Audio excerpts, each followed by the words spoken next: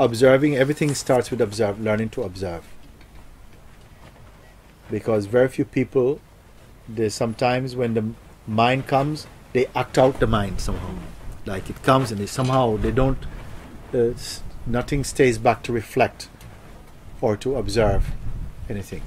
So introducing this observing exercise, that you simply observe, but you don't intrude, you don't interfere with that first. So as you begin, you start to see that something wants to get inside and wants to get involved. So that is also observed. Then you stay only as observing. So then even the tendency to want to identify and to struggle, that is also observed. That is the first point. And as you stay put and feel each time something wants to go and to identify and judge, but you just recognize, but that is also observed. And at first it feels like you have athlete's foot and you can't scratch it. Something wants to, and they say, no, just learn to relax. And sometimes you have to go, you can't listen. You go, it's okay, don't worry.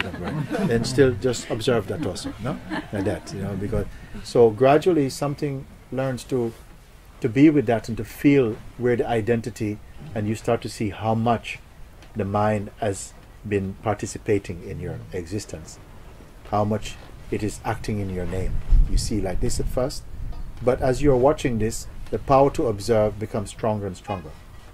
Now, what is the purpose of observing? Purpose of observing is not that you're going to spend the rest of your life observing, because that's going to be tiring. What happens after a certain point is you come to see that all that you observe is impermanent. That is a fundamental thing. That all of it, it's random also. That the mind is not making sense. Sometimes you're just quiet, sitting there and just being in emptiness or something. And then pink shoes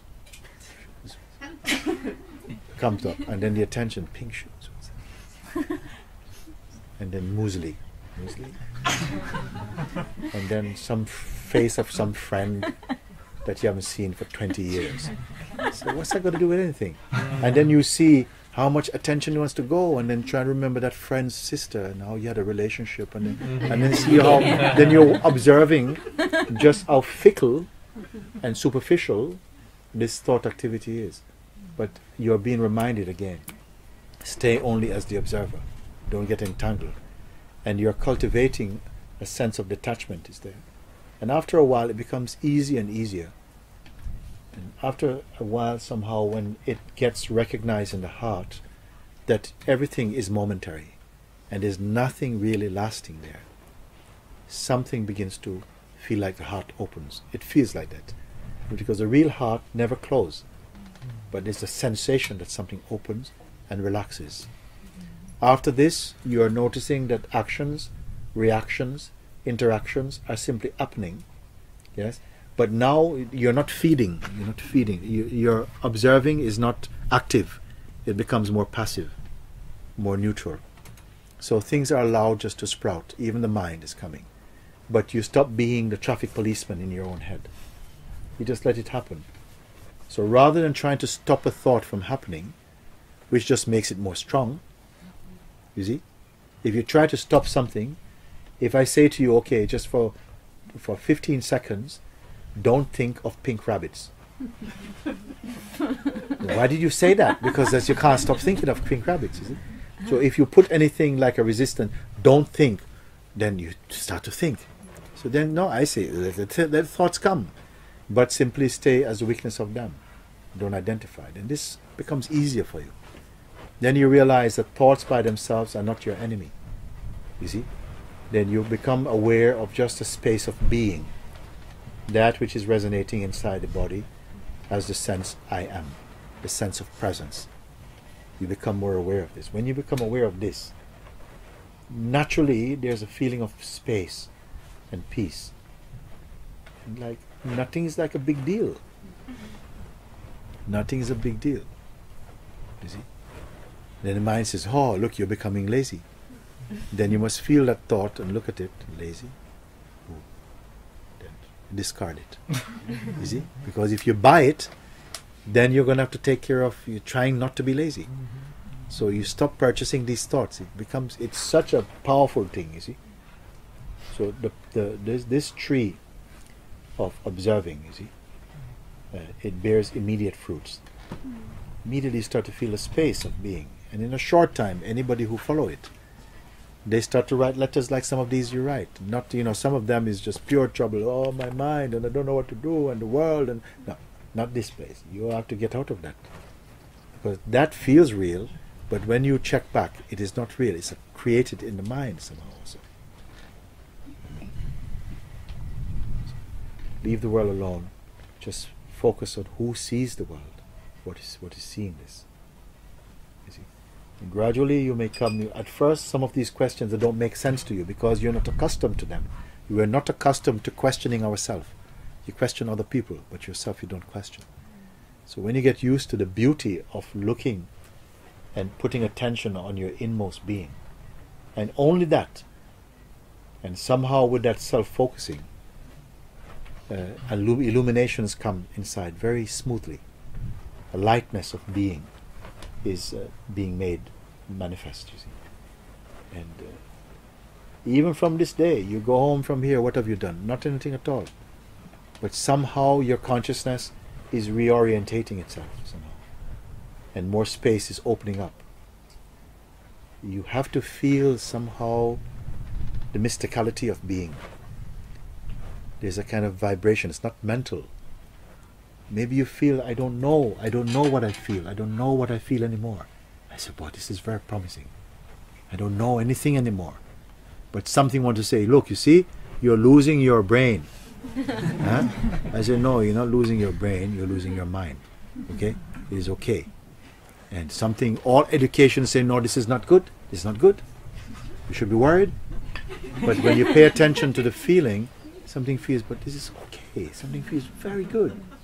Very healthy, very calm. So somehow inside a subtle choice is made to go with the mind that's going naughty, naughty, naughty. Look, you should be guilty. Why are you doing? You're letting the side down. You should fight, work and strive. And something is going.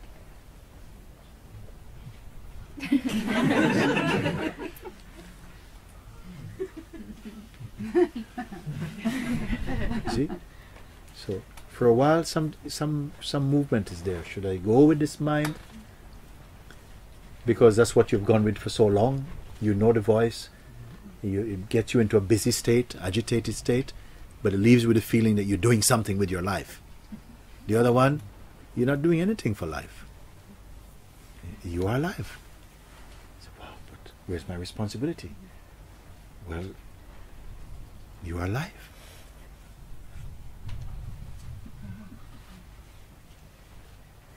Then something begins to sink into itself. Something very beautiful. Then the peace which is really yours begin to become self-evident. So when you meet people, you don't feel intimidated anymore. You don't want to control anyone. You don't want to impress anyone. You don't need to be what you may call embraced. You don't need to be accepted. It's not a need. If people reject, somehow something feels a bit of the pain, but that's okay. It doesn't take away this. How much wider your life is. And then at some point you may find something just says, take me. Yes. Yes. Then you are not anymore explainable. You see, many people might think they know you, but when they speak you realize that they don't know. How can they know me? How can you come to the end of me? What is here? The you that you know is only your projection, you see. But you don't feel bitter about it. You understand that that is the nature of the mind also. You're not predictable, but also not unreliable. But you're not looking for anything, you see. Nobody can say how your being will express itself. But you will not want to go back to your mind. You will not be able to fit into your mind. It will be too small. It will be too small.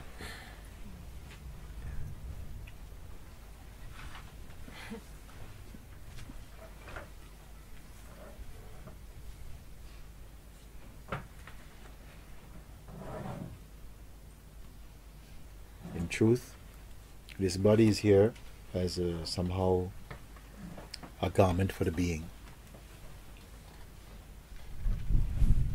But the beingness has no size. It is sizeless.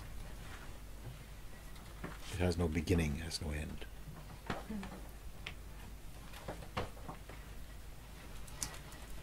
One should not be afraid of one's own self.